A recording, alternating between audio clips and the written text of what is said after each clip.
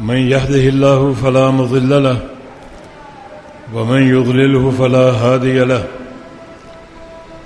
وأشهد أن لا إله إلا الله وحده لا شريك له وأشهد أن محمدا عبده ورسوله يا أيها الذين آمنوا اتقوا الله حق تقاته ولا تموتن إلا وأنتم مسلمون يا أيها الناس اتقوا ربكم الذي خلقكم من نفس واحدة وخلق منها زوجها وبث منهما رجالا كثيرا ونساء واتقوا الله الذي تساءلون به والأرحام إن الله كان عليكم رقيبا يا أيها الذين آمنوا اتقوا الله وقولوا قولا سديدا يصلح لكم أعمالكم ويغفر لكم ذنوبكم ومن يطع الله ورسوله فقد فاز فوزا عظيما أما بعد فإن خير الحديث كتاب الله وخير الهدي هدي محمد صلى الله تعالى عليه وسلم وشر الأمور محدثاتها وكل محدثة بدعة وكل بدعة ضلالة وكل ضلالة في النار من يطع الله ورسوله فقد رشد واهتدى ومن يعص الله ورسوله فقد ضل وغوى اللهم صل على محمد وعلى آل محمد كما صليت على إبراهيم وعلى آل إبراهيم إنك حميد مجيد اللهم بارك على محمد وعلى آل محمد كما باركت على إبراهيم وعلى آل إبراهيم إنك حميد مجيد سبحانك لا علم لنا إلا ما علمتنا إنك أنت العليم الحكيم رب اشرح لي صدري ويسر لي أمري واحلل عقدة من لساني يفقه قولي أعوذ بالله من الشيطان الرجيم من همزه ونفخه ونفسه بسم الله الرحمن الرحيم ألقيا في جهنم كل كفار عنيد مناع للخير معتد مريب الذي جعل مع الله إلها آخر فألقياه في العذاب الشديد. یہ سورہ قاف کی چند آیات ہیں.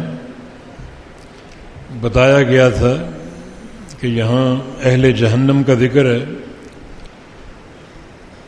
اور ان کے 6 اوصاف بیان کیے گئے ہیں. القیا فی جہنم، یہ خطاب 2 فرشتوں سے ہے. ڈال دو جہنم میں کل کفار عنید، ہر کفار اور عنید کو. 2 فرشتے کون ہیں؟ یہ وہی جو دنیا میں انسان کے اعمال لکھا کرتے تھے. ایک فرشتہ نیکیاں اور دوسرا برائیاں لکھنے پر مامور تھا. جب قیامت قائم ہوگی تو یہی 2 فرشتے سائق اور شہید بن جائیں گے. سائق وہ فرشتہ جو ایک بندے پر مقرر ہوگا، جس بندے پر دنیا میں مقرر تھا اس کے اعمال لکھنے کے لیے، اور اس کو ہانکتا ہوا اللہ تعالیٰ کی عدالت میں پیش کرے گا. بندہ کہیں جا نہیں سکے گا اور اللہ کی عدالت سے غائب نہیں ہو سکے گا، اور فرشتہ اس کو پیش کرے گا. اور دوسرا فرشتہ شہید ہوگا جو اس کے اعمال کی گواہی دے گا. اللہ تعالیٰ کے سامنے اس کو پیش کر دیا جائے گا کہ یہ بندہ بالکل تیار ہے، اس کے اعمال، اس کی شہادتیں، گواہیاں ساری ہم نے جمع کر لی ہیں اور حساب و کتاب کے لیے تیار ہے. حساب و کتاب کے بعد اللہ رب العزت اس مجرم کے بارے میں ان فرشتوں کو حکم دے گا کہ القیا فی جہنم، جہنم میں ڈال دو کل کفار عنید، ہر اس شخص کو جو کفار عنید تھا. کفار سے مراد ناشکری کرنے والا یا کفر میں انتہائی دور تک جانے والا، اور عنید سے مراد معاند، حق سے دشمنی رکھنے والا، جس کے دل میں عداوت ہو حق سے اور اہل حق سے، معاند ہو اور اس کے دل میں بغض ہو، دشمنی ہو حق سے اور اہل حق سے. ان دو خصلتوں کے حامل جو بھی بندے ہیں ان کو جہنم میں ڈال دو. مناع للخیر، خیر کے امور کو روکنے والا، یہ بھی اس کی خصلت ہے کہ وہ امور خیر کو بڑی سختی سے اور شد و مد سے روکنے والا تھا. اور جو بھی کوئی خیر کا پروگرام ہوتا اس میں رکاوٹ بننے کی کوشش کرتا اور اس کو روکنے کی کوشش کرتا. ہر بندہ اپنے کردار کو جانتا اور پہچانتا ہے. کئی ایسے موڑ آ جاتے ہیں کہ ہم بربنائے تعصب خیر کے سامنے کھڑے ہو جاتے ہیں اور رکاوٹ بننے کی کوشش کرتے ہیں، حالانکہ علم ہوتا ہے کہ یہ کام درست ہے، بہتر ہے، خیر ہے اور عین دین کے مطابق ہے، مگر پھر بھی کسی تعصب کی بنا پر یا کسی حسد کی بنا پر یا کسی بھی بغض و عداوت کی بنا پر ہم اس میں رکاوٹ بنتے ہیں، اس کام کو روکنے اور منع کرنے کی کوشش کرتے ہیں. یہ خصلت بھی اہل جہنم کی ہے کہ جو جانتے بوجھتے ہوئے بھی خیر کے کام میں رکاوٹ تھے.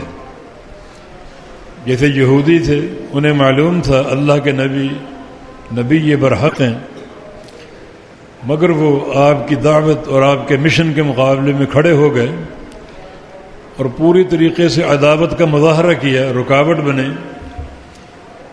کفار مکہ وہ بھی پوری طرح رکاوٹ بنے، اسلام قبول کرنے والوں کو ایذائیں دیتے، تکلیفیں دیتے اور اسلام کی راہ میں رکاوٹ بنے.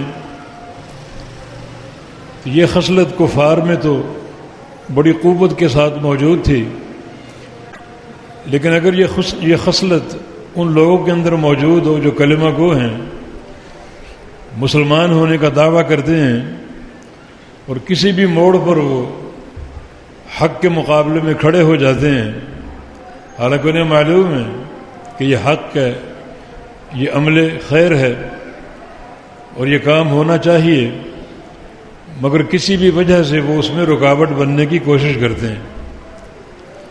نبی علیہ السلام کی حدیث ہے لَتَتَّبِعُنَّ سَنَنَ مَنْ كَانَ قَبْلَكُمْ حَذْوَ النَّعْلِ بِالنَّعْلِ، کہ تم لوگ سابقہ قوموں کی ہو بہو پیروی کرو گے. یہودی اور عیسائی پوری طرح ان کے پیروکار بنو گے، ان کے منہج پر چلو گے، ان کے راستے کو اپناؤ گے، حتیٰ کہ ان کا کوئی بندہ اگر سانحے کی بل میں داخل ہوا تو اس امت میں بھی ایک شخص آئے گا اور آ کر رہے گا جو سانحے کے بل میں داخل ہوگا. یہود جانتے تھے کہ نبی یہ حق ہے اور یہ دین حق ہے اور یہ وحی اللہ تعالیٰ کی وحی اور سچی وحی ہے، مگر وہ حسد اور تعصب کی بنا پر اس کے مخالف ہو گئے، رکاوٹیں کھڑی کرنے لگے. یہودانہ خصلت آج بھی موجود ہے. بہت سے لوگ حالانکہ اہل علم ہیں اور وہ جانتے ہیں حق کیا ہے، وحی الہی کس طرف ہے، اور پھر بھی وہ اس مشن کے سامنے، اس منہج کے سامنے دیوار بنے رہتے ہیں، رد کرنے کی کوشش کرتے ہیں، رکاوٹیں بنتے ہیں اور منع کرنے کی کوشش کرتے ہیں. تو جو خصلت یہود ہے آج بہت سے لوگوں کے اندر وہ پائی جاتی ہے، اور یہ فرقہ بندی کا تعصب جو ہے وہ اس کی واضح تصویر ہے. مناع للخیر، خیر کو روکنے والے اور خیر کو منع کرنے والے اور خیر کے سامنے رکاوٹ بننے والے. جس کی ایک جیتی جاگتی تصویر آپ کہیں مسجد تعمیر کرنا چاہیں تو علاقے کے لوگ شور مچا دیتے ہیں، رکاوٹیں بنتے ہیں، بعض مساجد کو آگ تک لگا دیتے ہیں۔ اس کی ایک اور مثال ہمارے جو کینٹونمنٹ بورڈ کا علاقہ ہے، کینٹ وغیرہ، اس میں مساجد اہل حدیث نہیں بننے دیتے۔ حالانکہ یہ بات معلوم ہے کہ جو مساجد اہل حدیث ہوتی ہیں ان میں پوری طرح ممبر و محراب کے تقاضے پورے ہوتے ہیں۔ محراب میں جو امام کھڑا ہے وہ بالکل سنت کے مطابق نماز پڑھاتا ہے، اور ممبر پر جو خطیب کھڑا ہے وہ کتاب و سنت کے علاوہ کچھ بیان نہیں کرتا۔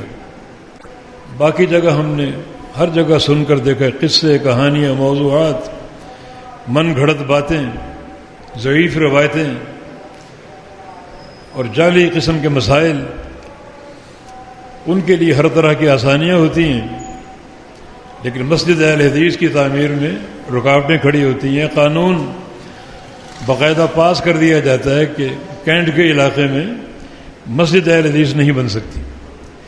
مناع للخیر کی ایک بھونڈی مثال، خیر کے راستے میں رکاوٹ بننا اور خیر کے پروگرام کو منع کرنا۔ یہ اس طرح کی مثالیں معاشرے میں موجود ہیں کہ لوگ مناع للخیر کا پورا ایک نمونہ بنے ہوئے ہیں اور خیر کے راستے میں رکاوٹ بنتے ہیں۔ یہ خصلت بھی اہل جہنم کی خصلت ہے۔ ہر انسان کو اپنے کردار کا جائزہ لینا چاہیے، اور جو بھی حقیقت ہے دین کی اسے اپنا کر اللہ کے خوف کے تقاضوں کو سامنے رکھتے ہوئے اپنی ذمہ داری پوری کرنی چاہیے۔ تو مناع للخیر، معتد، تجاوز کرنے والے، حد سے بڑھنے والے، یہ بھی اہل جہنم کی خصلت ہے۔ اور یہ تو اعتقادی مسئلہ ہے جس کو غلو کہا جاتا ہے۔ حد سے بڑھنا، غلو اختیار کرنا کسی بھی شے کے بارے میں، یہ اہل جہنم کی خصلت ہے۔ معتد، زیادتی کرنے والے، آگے بڑھنے والے، تجاوز کرنے والے، حدود کو پھلانگنے والے۔ اصل اعتدال کا راستہ یہ ہے کہ بندہ کتاب و سنت کے سامنے ٹھہر جائے، اللہ کی حدود کے سامنے ٹھہر جائے، صبر کے ساتھ ان پر عمل کرے، ان کو اپنائے۔ لیکن بہت سے لوگ اللہ کی حدود سے تجاوز کرتے ہیں، حد سے بڑھ جاتے ہیں۔ چاہیں تو اللہ کے بندوں ہی کو اپنا معبود بنا کر ان کو پوجیں، اور اللہ کے بندوں ہی کو اپنا مطاع بنا کر ان کی پوری پیروی کریں، پوری اتباع کریں۔ یہ غلو کا راستہ ہے۔ کئی جگہیں ایسی ہیں جہاں لوگ حج کرنے پہنچ جاتے ہیں، حالانکہ طواف بیت اللہ کا حق ہے، اور حج کے سارے شعائر مکہ مکرمہ میں ادا ہوتے ہیں۔ اور یہاں کئی ایسے مقام، یہ سیون کا دربار ہے، بدین میں ایک طاغوت کھڑا ہوا ہے، ہر سال وہاں جھگڑے بھی ہوتے ہیں، اور آفرین ہمارے ناظم اعلیٰ ڈاکٹر عبدالحفیظ سمو حفظہ اللہ جو وہاں مسلسل مجاہدانہ کردار ادا کرتے ہیں۔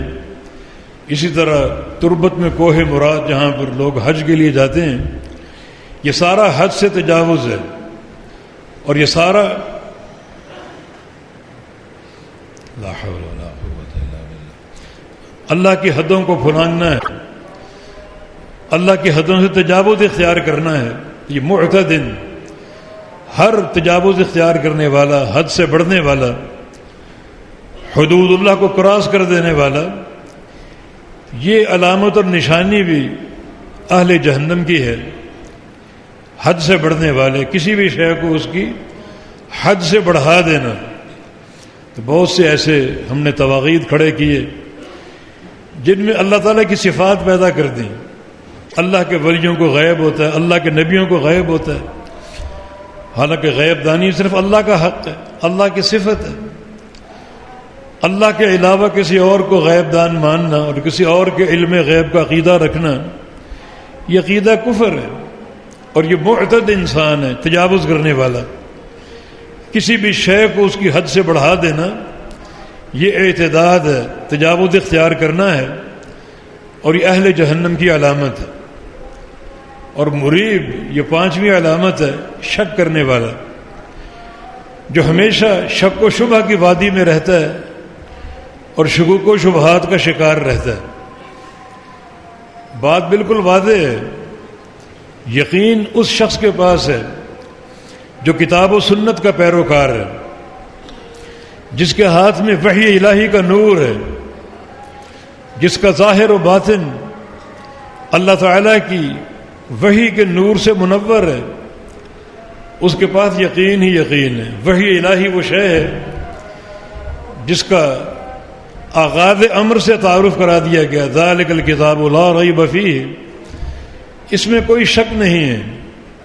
تو جو بھی کتاب و سنت کے حاملین ہیں وہ ہر قسم کے شک سے پاک ہیں، شبہات سے پاک ہیں، اور ان کی زندگی یقین پر قائم ہے۔ اور جنہوں نے کتاب و سنت سے پہلو تہی اختیار کر کے لوگوں کی پیروی شروع کر دی، کسی کے سامنے قوم اور برادری ہے، کسی کے سامنے آباء و اجداد ہیں، اور کسی کے سامنے دیگر انسان جن کو اپنا پیر مانتے ہیں، مرشد مانتے ہیں، اور کسی نے اپنے اماموں کو چن لیا ان کی پوری پیروی کرنے کے لیے۔ یہ سارا راستہ شکوک و شبہات کا راستہ، سے یقین بالکل نہیں ہے۔ کئی فقہاء یہ لکھ گئے، مذہبنا صواب یحتمل الخطا ومذہب مخالفنا خطا یحتمل الصواب۔ ہمارا مذہب حق ہے لیکن ہو سکتا ہے غلط ہو، ہمارے مخالفین کا مذہب غلط ہے لیکن ہو سکتا ہے وہ صحیح ہو۔ یہ دین کا معاملہ ہے، دین تو لا ترتابو، کوئی شک نہ ہو، کوئی شبہ نہ ہو، یقین ہی یقین ہو۔ جو اللہ رب العزت کی الوہیت کا اقرار ہے اور نبی علیہ السلام کی رسالت کا اقرار ہے، وہ اس شرط پر بھی قائم ہے کہ یقین ہو اور شک نہ ہو۔ جو مریب ہوگا، شک و شبہ کا شکار ہوگا، تو اس کی یہ علامت اور یہ نشانی جہنمی ہونے کی علامت ہے، مریب۔ قبر میں انسانوں کا حساب ہوگا، دو طرح کے لوگ ہوں گے، ایک وہ جو جواب دیں گے ربنا اللہ، ہمارا رب اللہ ہے، اور دین اسلام، ہمارا دین اسلام ہے، نبی محمد، نبی ہمارا محمد ہے صلی اللہ علیہ وسلم۔ تو فرشتے ان کو شاباش دیں گے، پوچھیں گے تمہیں یہ کیسے علم ہوا؟ تو وہ جواب دیں گے کہ اللہ کا رسول ہمارے پاس آئے، جاءنا بالبینات فاتبعناہ، اللہ کا رسول ہمارے پاس آیا دلائل لے کر، وحی الہی لے کر، ہم نے اس کی اتباع کی، ہم نے اس کی پیروی کی۔ اور وہ راستہ ہمارے علم کا، توحید کا راستہ، دین اسلام کی معرفت کا راستہ، محمد کریم صلی اللہ علیہ وسلم کی معرفت کا راستہ، رسول کی تعلیم پر قائم۔ وہ محکم دلائل لے کر آئے، ہم نے ان دلائل کو پڑھا، سنا، ان پر ایمان لائے اور ان کی اتباع کی۔ تو فرشتے کیا کہیں گے؟ عدل یقین کنت وعلیہ مت وعلیہ تبعث یوم القیامہ، کہ تو یقین پر تھا، تیری پوری زندگی یقین پر تھی، اور یقین پر تیرا انتقال ہوا۔ جب دنیا سے کیا تو توحید کا یقین، رسول کی رسالت کا یقین، دین اسلام کی حقانیت کا یقین تیرے پاس موجود تھا، یہ دولت تیرے پاس موجود تھی۔ وعلیہ تبعث یوم القیامہ، اور قیامت کے دن اسی یقین کو لے کر اٹھے گا۔ کوئی بھی مشکل مرحلہ ہوگا، تیرا یقین اس مرحلے کا مقابلہ کرے گا، تجھے بچائے گا۔ یقین ایک دولت اور نعمت ہے، کوئی اس کا بدل نہیں ہے۔ تو تیرا صحیح جواب دینا اور پھر اس کی وجہ بتانا کہ رسول ہمارے پاس آیا دلائل لے کر، بینات لے کر، ہم نے اس کی اتباع کی، تو فرشتے اس کو شاباش دیں گے اور کہیں گے تو یقین پر تھا، یقین پر مرا اور یقین پر اٹھے گا۔ آج بھی یقین تیرے ساتھ ہے، قیامت کے دن یقین تیرے ساتھ ہوگا۔ تو اس یقین کی اساس جو ہے وہ دین اسلام اور وحی الہی ہے۔ یہ بصیرت کا راستہ ہے، علم قطعی کا راستہ ہے، جو اللہ تعالیٰ کی عظیم نعمت ہے، ہر ایک کو میسر نہیں ہے. بہت تھوڑے لوگ اس یقین پر قائم ہوں گے، اور کچھ لوگوں سے سوال ہوگا قبر میں، جواب دیں گے ہاں ہاں لا ادری، میں نہیں جانتا. حالانکہ بظاہر سوال آسان ہے، تیرا رب کون ہے؟ جواب تو آسان ہونا چاہیے کہ اللہ رب ہے، مگر جواب سجھائی نہیں دے رہا. مت مار دی گئی، میں نہیں جانتا. تعجب کی بات ہے، میں کیوں نہیں جانتا؟ سوال تو آسان ہے. تیرا دین کیا ہے؟ ہاں ہاں لا ادری، میں نہیں جانتا. تیرا نبی کون ہے؟ میں نہیں جانتا.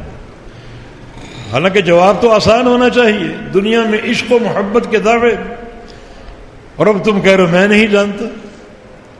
تو فرشتے اس کو تکلیف دیں گے، اذیت دیں گے، ہتھوڑوں کے وار کریں گے اور کہیں گے الشک کنت وعلیہ مت وعلیہ تبعث یوم القیامہ.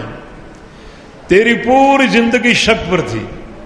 کیونکہ ایک حدیث میں آتا ہے جب وہ کہے گا میں نہیں جانتا تو ساتھ یہ جملہ کہے گا کہ سمعت الناس یقولون شیئا فقلتہ، میں نے لوگوں کی باتیں سنی، ان سنی سنائی باتوں کو میں نے تسلیم کر لیا، ان کو مانتا جاتا تھا. جو لوگ کہتے میں بھی کہتا، جو لوگ کرتے میں بھی کرتا. حالانکہ مقابلے میں وحی الہی موجود تھی، رسول اللہ کی تعلیمات موجود تھیں، مگر اس سے صرف نظر برتا، لوگوں کی سنتا رہا. آج اس کی ایک بھونڈی مثال آپ کی جیبوں کے اندر موبائل ہے، حضرت گوگل ہے، اور مختلف جو پروگرام ہیں آتے ہیں. آپ آنکھیں بند کر کے ان کو تسلیم کرتے جاتے ہیں، مانتے جاتے ہیں کسی تحقیق کے بغیر. یہ بھی اس حدیث کا مصداق ہو سکتا ہے، سمعت الناس یقولون شیئا فقلت. جو لوگ کہتے، لکھتے اور مجھ تک میسج بھیجتے، میں اس کو قبول کر لیتا، وہی بات کرتا جو لوگ کرتے ہیں.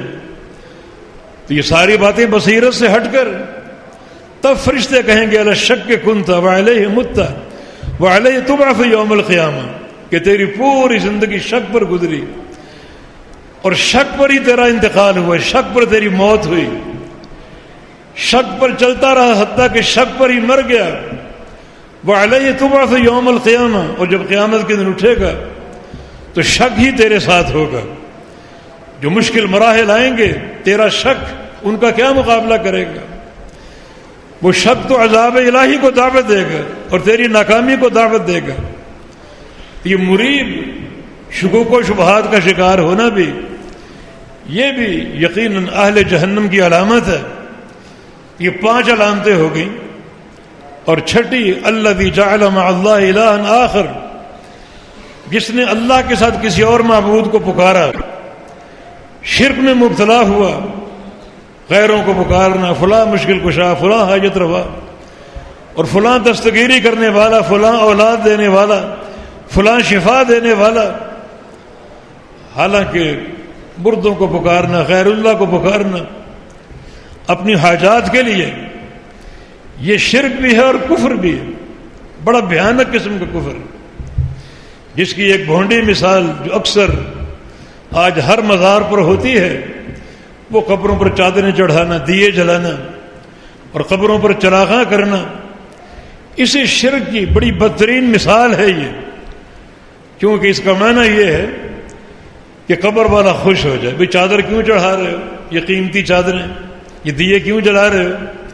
قبر والا خوش ہو جائے. معنی قبر والا باہر کے حالات جانتا ہے، وہ عالم الغیب ہے. حالانکہ اللہ تعالیٰ فرماتا ہے کہ وہ سنتے ہی نہیں، انہیں کوئی شعور ہی نہیں، اور آپ یہ عقیدہ بنائے بیٹھے. اچھا، دوسرا سوال یہ، اس کو خوش کیوں کرنا چاہتے ہو؟ کہ تاکہ ہماری حاجتیں پوری کر دے، ہماری ضرورتیں پوری کر دے. تو مانا آپ کا عقیدہ ہے کہ قبر والا حاجتیں پوری کرنے پر قادر ہے. یہ تو بہت بڑا ایک امر حرام ہے جس کا لوگ ارتکاب کرتے ہیں. الذی جعل مع اللہ الہا آخر، اللہ کے ساتھ دوسرے معبود کو پکارنا اور پوجنا، یہ اس بندے کا کردار تھا. اسے اٹھا کر جہنم میں ڈال دو. بلکہ شرک کرنے والا تو وہ بدترین انسان ہے جس جہنم خود اچک لے گی. مسند احمد کی حدیث ہے، رسول اللہ صلی اللہ علیہ وسلم کا فرمان ہے، یخرج عنق من النار، جب میدان معاشر قائم ہوگا ایک گردن جہنم سے نکلے گی اور وہ کہے گی کلفت بثلاثہ، میری ڈیوٹی ہے کہ میں 3 بندوں کو پکڑ لوں، دبوچ لوں اور جہنم میں ڈال دوں۔ ان میں سے ایک وہ شخص الذی جعل مع اللہ الہا آخر، جس نے اللہ کے ساتھ کسی اور معبود کو پکارا اور پوجا، کسی اور معبود سے دعائیں مانگی، ابھی سے اس کو اٹھا لوں اور جہنم جو ہے وہ پھینک دوں۔ اور دوسرا دنیا میں تکبر کرنے والا، اکڑنے والا، بکل جبار عنید، جس کے دل میں عناد تھا حق کے تعلق سے۔ اور تیسرا بالمصورین، تصویریں بنانے والا، ابھی سے انہیں پکڑ لوں اور جہنم میں ڈال دوں۔ تو یہ بدترین قسم کا ایک امر ہے جو جہنم کے داخلے کا سبب بنتا ہے۔ یہ 6 اوصاف ہو گئے اہل جہنم کے۔ بتایا تھا کہ قرآن میں ہر بندے کی تصویر موجود ہے۔ ہم یہ قرآن کا حصہ کھولیں اور غور کریں، ہماری تصویر تو یہاں موجود نہیں ہے، اس مقام پر ہم تو موجود نہیں ہیں۔ وہ صفات کیا ہیں؟ ناشکری کا وصف ہے۔ وہ صفات کیا ہیں؟ حق سے عناد اور حق سے نفرت کا وصف ہے۔ کسی بھی شے سے نفرت کر لیں، کچھ لوگوں کو داڑھی سے نفرت ہوتی، یہ بھی ایک عناد ہے۔ داڑھی اللہ کے پیغمبر کی سنت ہے، بلکہ اللہ کے پیغمبر کا امر ہے، بلکہ سارے انبیاء کی سنت ہے۔ داڑھی کو امور فطرت میں قرار دیا گیا۔ امور فطرت وہ امور ہوتے ہیں جس پر سارے انبیاء کی شریعت متفق ہو۔ تو داڑھی کے ساتھ زیادتی کرنے والا سارے انبیاء کی شریعت کے ساتھ زیادتی کرتا ہے، یہ بھی ایک حق سے عناد کی صورت ہے۔ چلے عناد نہ بھی ہو دل کے اندر، لیکن ظاہری صورت تو اللہ کے پیغمبر کے خلاف ہے، ظاہری شکل تو اللہ کے پیغمبر کے خلاف ہے۔ اللہ تعالیٰ کا سامنا ایسی شکل کے ساتھ کرنے کی کوشش کرو جو اللہ کو پسند آ جائے۔ نبی علیہ السلام کی دعا کہ یا اللہ اپنی ملاقات کا شوق میرے اندر پیدا کر دے۔ ملاقات کے شوق کا معنی یہ ہے کہ میں ویسا بن جاؤں کہ تو مجھے دیکھتے ہی پسند کر لے، دیکھتے ہی راضی ہو جائے۔ اور اگر ہماری صورت ہی اللہ کے حبیب کی صورت کے خلاف ہو تو اللہ پسند کرے گا، راضی ہوگا۔ یہ بھی ایک عناد کی شکل ہے۔ تو ہر معاند کو پکڑ لوں اور ابھی سے جہنم میں ڈال دوں۔ اور تیسرا جو ہے وہ انسان ہے جو مناع للخیر ہے، خیر کے کاموں میں رکاوٹ بننے والا۔ اور چوتھا وہ انسان جس کے بارے میں فرمایا کہ وہ مناع للخیر معتد، زیادتی کرنے والا، تجاوز کرنے والا، اور مریب، شک و شبہ کا شکار۔ اور الذی جعل مع اللہ الہا آخر، جس نے اللہ کے ساتھ دوسرے معبود کو پکارا۔ فرمایا کہ القیاء فی العذاب الشدید، ان کو ڈال دو عذاب شدید میں، سخت ترین عذاب میں۔ یہ عذاب کوئی آسان نہیں ہے۔ ان اجسامکم علی النار لا تقوی، تمہاری چمڑی جہنم کی آگ کو برداشت کر ہی نہیں سکتی۔ عذاب شدید، عذاب مہین ہے، عذاب علیم ہے یہ، اس میں اس کو ڈال دو، یا اس عذاب کا اور جہنم کا لقمہ بن جائے۔ قال قرینہ، اس وقت اس کا قرین کہے گا، قرین سے مراد وہ ساتھی جو اس کے ساتھ ساتھ تھا، شیطان۔ 2 قرین ہوتے ہیں، ایک فرشتہ قرین اور ایک شیطان قرین۔ 2 فرشتے قرین ہیں جو بندوں کے اعمال لکھ رہے ہیں، جو ہر بندے کے ساتھ ہوتے ہیں، قیامت کے دن بھی ساتھ ہوں گے۔ ایک قرین شیطان ہے جو بندے کا دوست ہوتا ہے، پوری عمر بندے کے ساتھ گزارتا ہے، اس کو گمراہ کرتا ہے، وسوسے پیدا کرتا ہے۔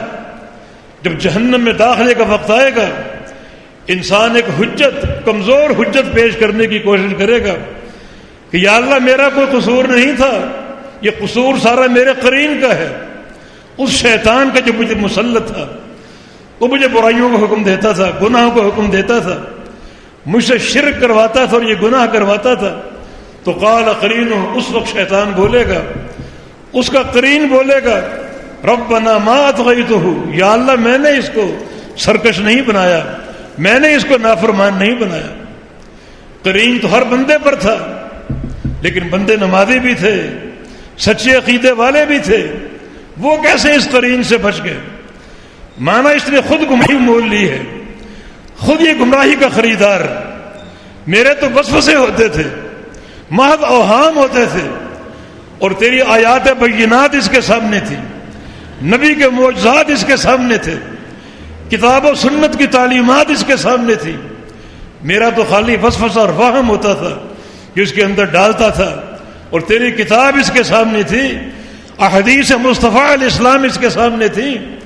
تو مانا یہ گمراہ خود ہوئے، ما غیتہ، میں نے اس کو سرکش نہیں بنایا، میں نے اس کو گمراہ نہیں بنایا، ولکن کان فی ضلال بعید، یہ بندہ خود پرلے درجے کے گمراہی میں تھا کہ اس نے حق کو چھوڑا، تیری وحی کو چھوڑا، تیرے فرامین کو چھوڑا، نبی کی تعلیمات کو چھوڑا، اور میرے وسوسوں کا پیروکار بن گیا۔ قصور سارا اس کا ہے، سارا قصور اسی کا ہے۔ تو قیامت کے دن جس کی تم پیروی کرتے رہے ہو، جس کی پوجا کرتے رہو گے، وہ خود تمہارے مقابلے میں کھڑے ہو جائیں گے، تمہارے خلاف گواہیاں دیں گے۔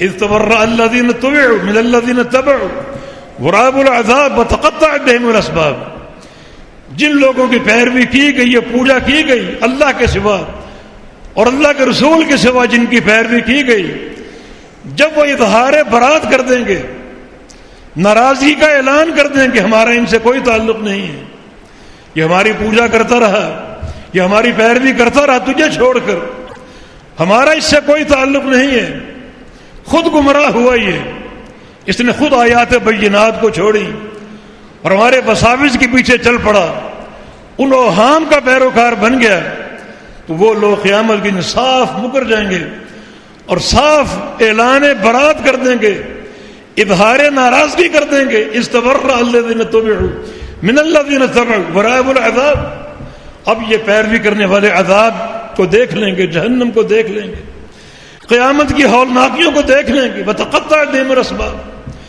سارے تعلقات کٹ جائیں گے۔ جن پر ایک امید تھی، تکیہ تھا، ہم فلاں درگاہ پہ جاتے ہیں، فلاں کو پوچھتے ہیں، وہ ہماری شفاعت کرے گا، بچا لے گا ہمیں، وہ صاف اعلان ناراضگی کر دے گا، اظہار برات کر دے گا، ان کے اس عمل سے بالکل بیداری کا اعلان کر دے گا۔ اب سارے اسباب ختم ہو گئے، تنے تنہا رہ گئے، کوئی ساتھ دینے والا نہیں ہے۔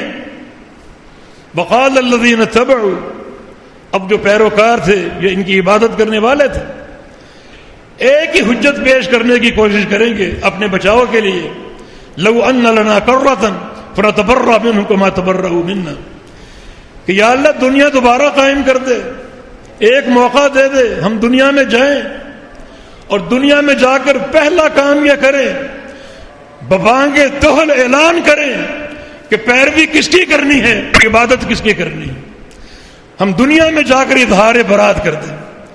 تو اللہ کے بندو، آج موقع ہے، دنیا موجود ہے، زندگی موجود ہے، آیات بینات موجود ہیں، نصب العین کا تعین کرو، کون پیروی کے قابل ہے اور کون عبادت کے قابل ہے، کون عبادت کے لائق ہے۔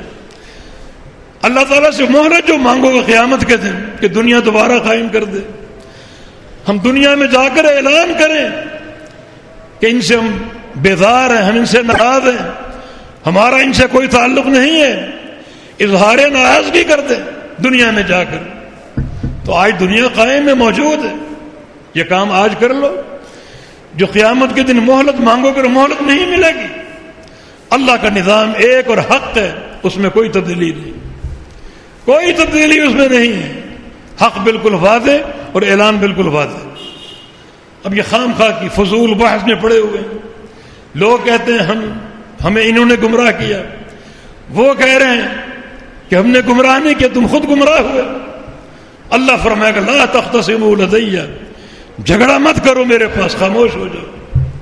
وقد قدمنا الیکم بالوعید، ہم نے دنیا میں وعید تم پر بھیج دی تھی، نصوص بھیج دیے تھے، وحی بھیج دی تھی، ان ساری حرکات کا انجام بتا دیا تھا کہ یہ سارے کام کفر کے کام، نافرمانی کے کام، یہ اہل جہنم کی علامت ہے۔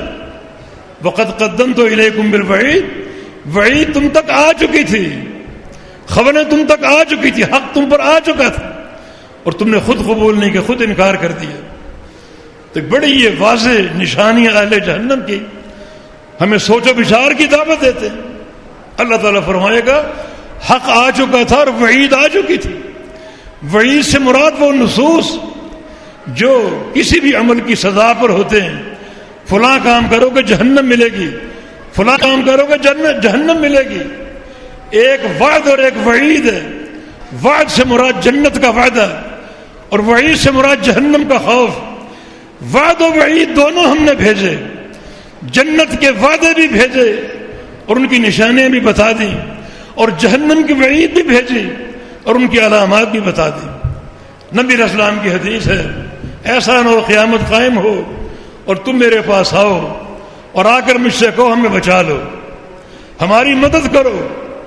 آج کی جو ایک ہیبت ناک یہ فضا ہے، ہمیں بچا لیجئے، ہمیں بچا لیجئے۔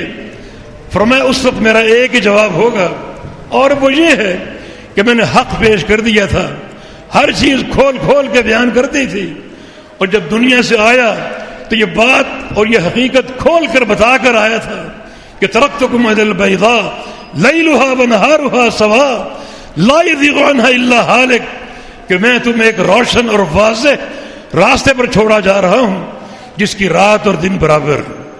تکلیفیں بہت سے ہیں، صدمے بہت سے ہیں، لوگوں کے طعنے سنے اور حتیٰ کہ پتھر کھائے، مدینہ کے 10 سال مسلسل جہاد کے میدانوں میں گزارے، مگر یہ بات تمہیں آج بتا کر جا رہا ہوں کہ ایک تو تمہیں خالی ہاتھ چھوڑ کر نہیں جا رہا، تہی دامن چھوڑ کر نہیں جا رہا، تمہاری جھولی میں ایک حق ڈال کے جا رہا ہوں، اس قدر واضح اور روشن ہے کہ اس کی رات بھی دن کی طرح ہے، لیلھا ونہارھا سواء، اس کی رات اور دن برابر ہیں، لا یزیغ عنھا الا ہالک۔